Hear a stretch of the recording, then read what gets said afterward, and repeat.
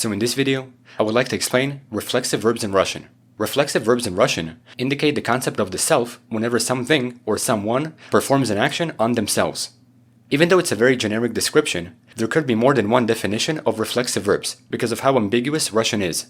We can have the verb wash, which applies physically, like washing a car, and then we can have wash up, which means to clean continuously. There's also bathe and take a bath, stand and stand up, prepare and get ready, give up and give in, and many more. This is a visual way of explaining reflexive verbs, especially when you put them in English. Still, reflexive verbs will always have the meaning of applying to oneself, so there is a connection between Russian and English. When this happens in English, we use the word self or omit the object, but in Russian, there is a different construction. Russian reflexive verbs are formed the same way as regular infinitives, but they will always end in sa, such as купать and купаться, and the conjugations of verbs will change depending on the ending. Russian reflexive verbs are also categorized into simple, reciprocal, intransitive, to be, and impersonal speeches, and in this video, I will cover every single concept. Russian also has reflexive pronouns like себя and свой, but I will explain those in the next video. Let's begin with simple reflexive verbs and their conjugations. The infinitives of Russian reflexive verbs will always end in ся, like the verbs that I showed previously. Купать and купаться. Купать means to bathe something or someone, whereas купаться means to take a bath or bathe oneself. Either way, there's more than one meaning. The way that you would conjugate купаться in practically any reflexive verb is by first conjugating the verb in the normal way, and then adding s if the conjugation ends in a vowel, and ся if the conjugation ends in a consonant. For now, I'll show this concept in the present tense and then in the past and future, under which reflexive verbs also work, but with other verbs, I'll only show the present. First, in the present, we take купаться and conjugate it in the normal way. Я купаю, ты купаешь, он, она купает, мы купаем, вы купаете, они купают. The meaning of these phrases is I bathe, you bathe, and so on. To make it reflexive, we add s if the conjugation ends in a vowel, and ся if the conjugation ends in a consonant. Я купаюсь, ты купаешься, он, она купается, мы купаемся, вы купаетесь, они купаются. The meaning now is I take a bath or bathe myself, you take a bath or you bathe yourself, and so on. This is how reflexive verb conjugation works in the present tense in Russian. So we only added s in the ya and vi pronouns, while the rest got the ся ending. Now, let's replicate this concept in the past. First, we have купаться in the imperfective past. We take the verb and conjugate it in the normal way. Я купал or купала. Ты купал or купала. Он, она купал or купала. Мы купали, вы купали, они купали. The meaning of these phrases is was or were bathing because of the imperfective. To make it reflexive, we add s if the conjugation ends in a vowel, and ся if the conjugation ends in a consonant. Я купался or купалась. Ты купался or купалась.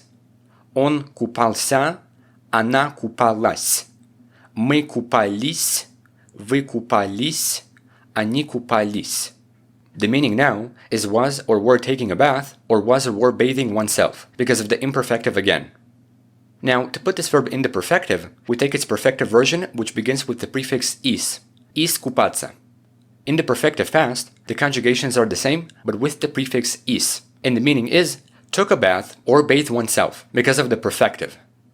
This is how reflexive verb conjugation works in the past tense in Russian. We added ся in the masculine subjects and с in the feminine and plural. Now, let's see the future. The imperfective future is actually compound, which doesn't require any conjugations, of купаться. All we do is conjugate the verb быть in the future compound, and then we put the infinitive of купаться. Я буду купаться, ты будешь купаться, and so on. The meaning of these phrases is will be taking a bath or will be bathing oneself because of the imperfective. In the perfective, which is the future simple, we have to use the perfective version is купаться. The conjugations in the perfective future simple are borrowed from the present, only in this case with the prefix is.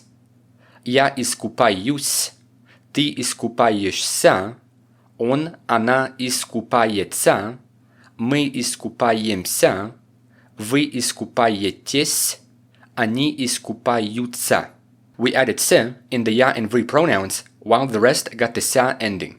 The meaning of these phrases is will take a bath or will bathe oneself because of the perfective. And if you really want to be advanced, you can put all of these phrases in the conditional, which only requires the word be and conjugations from the past. Other than that, this is how reflexive verbs work in Russian in every tense. Let's not forget that Russian reflexive verbs are categorized into simple, reciprocal, intransitive, to be, and impersonal speeches, which I will cover. Reflexive pronouns are for the next video, but starting from now, every verb will only be shown in the present. So let's continue with simple reflexives. Here we have одеваться, which means to dress up or dress oneself. In the present, its conjugations will look like this. Я одеваюсь, ты одеваешься, он, она одевается, мы одеваемся, вы одеваетесь, они одеваются. The simple version of this verb is одевать, which means to dress, but the reflexive is одеваться, meaning to dress up or dress oneself. Here we have мыться, which means to wash up or wash oneself. The ending of this verb is it, and it's very uncommon, so its conjugations are slightly irregular, having the vowel o, which makes the conjugation sound better. Я моюсь, ты моешься, он, она моется, мы моемся, вы моетесь, они моются. The simple version of this verb is мыть, which means to wash, but the reflexive is мыться, meaning to wash up or wash oneself. Here we have готовиться, which means to get ready or prepare oneself. In the present, its conjugations will look like this. Я готовлюсь, ты готовишься, он, она готовится, мы готовимся, вы готовитесь, они готовятся. Don't forget that stems ending in v receive the consonant l in the ya pronoun. The simple version of this verb is готовить, which means to prepare and sometimes to cook, but in this context, it means to prepare. Its reflective version is готовиться, which means to get ready or prepare oneself, so there is a literal connection. Besides these verbs, there could be many more, but their conjugations are very simple to remember, so that's how simple reflexives work in Russian. Let's continue with reciprocal reflexives. Reciprocal reflexives indicate a reciprocated action between two or more subjects because there has to be a response, so two or more subjects are needed. In English, we express this concept using plural subjects and the words each other. And Russian does have this construction, but not in the reflexive form. For instance, we can have the reflexive verb встречаться, which means to meet each other. And we can say мы встречаемся, meaning we meet each other. However, we can express this phrase so that it connects to English more, like мы встречаем друг друга. We meet each other. In this case, we're using the simple version встречать, so the verb is no longer reflexive, but we still have the reciprocated idea of each other. Мы встречаем друг друга or мы встречаемся. Either way, there is reciprocity, so in case you forget one form, you can always use the other. The same thing can be done with the reflexive verb обниматься, which means to hug each other. Мы обнимаемся means we hug each other, but we can also say мы обнимаем друг друга. We hug each other. In case you forget one form, you can always use the other. Obviously, I will not show every reciprocal reflexive, but you get the idea. Let's continue with intransitive reflexives. Intransitive reflexive verbs have no object and only a subject. But more importantly, what makes intransitive reflexives different from simple reflexives is that they're definitive by nature. Simple reflexive verbs can be sectioned into two separate verbs, like одевать and одеваться, which have two different meanings. Intransitive reflexives cannot be separated into two verbs because they're focused on sentence structure and use cases more than anything else. Some popular ones are надеяться, to hope, смеяться, to laugh, and улыбаться, to smile. These verbs cannot break into two separate verbs because again, they're intransitive and apply only to oneself. Here we have надеяться. Я надеюсь, ты надеешься, он, она надеется, мы надеемся, вы надеетесь, они надеются. Here we have смеяться. Я смеюсь, ты смеешься, он, она смеется, мы смеемся, вы смеетесь, они смеются. Some conjugations are different by having the vowel yo because the verb never had a prior conjugation. Here we have улыбаться. Я улыбаюсь, ты улыбаешься, он, она улыбается, мы улыбаемся, вы улыбаетесь, они улыбаются. As I said, intransitive reflexives focus on sentence structure and use the cases, and this can be shown in a sentence like она улыбается мне, meaning she is smiling at me, which has an indirect object pronoun in the dative. Sometimes a preposition can be used, like in the sentence он смеется над нами. He is laughing at us, using the preposition над along with the object pronoun нами in the instrumental. Ultimately, this concept can lead to simple reflexives being used with intransitive manner where simple reflexives are used as intransitive. When regular verbs are used intransitively, the reflexive form is used, like in the verbs открываться, open up, закрываться, close up, and начинаться, start up. These verbs can be used without an object, like in the following sentences. Дверь открывается. The door opens up itself. Окно закрывается. The window closes up itself. Фильм начинается. The film starts up itself. Notice how the thing that opens, closes, or starts becomes the subject, so there are not any objects. If you were to make an object, it will look like this. Я открываю дверь. I open the door.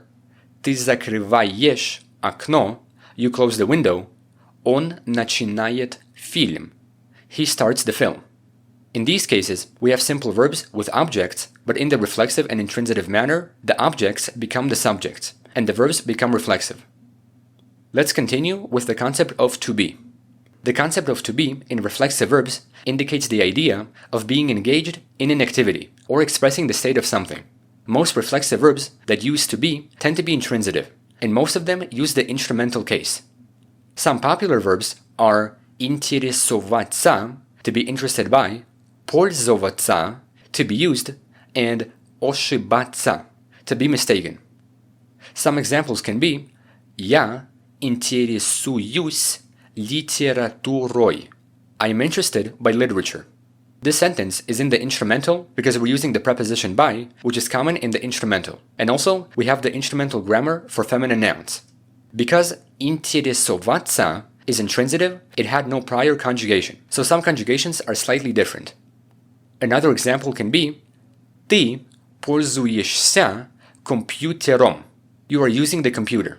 Again, this phrase is instrumental because we're using an already instrumental intransitive reflexive verb, пользоваться.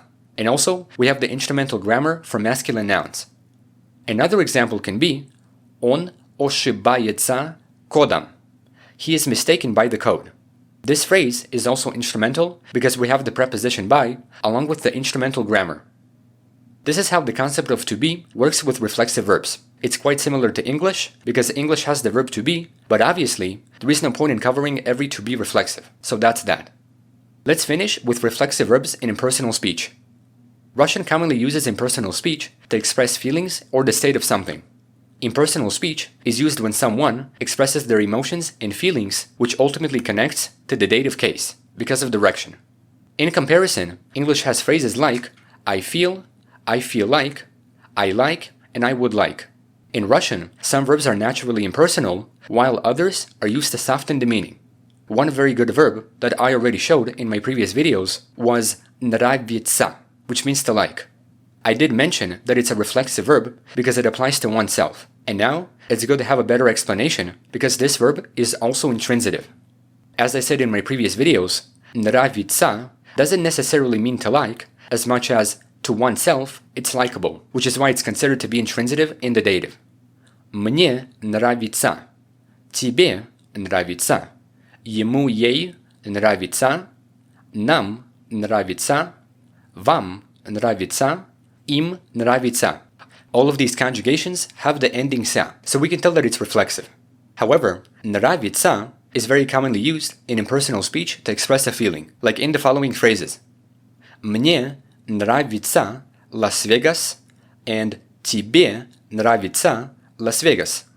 These phrases don't really mean I like Las Vegas, you like Las Vegas, as much as to me, to you, Las Vegas is likable. That's why нравится is intransitive, being used in impersonal speech. Obviously, there are many more, but knowing all of them is redundant. And as a tip, it's better to hear these verbs in impersonal speech as opposed to explaining them literally. Overall, this is how reflexive verbs fully work in Russian. And in the next video, I'll explain reflexive pronouns like себя and свой.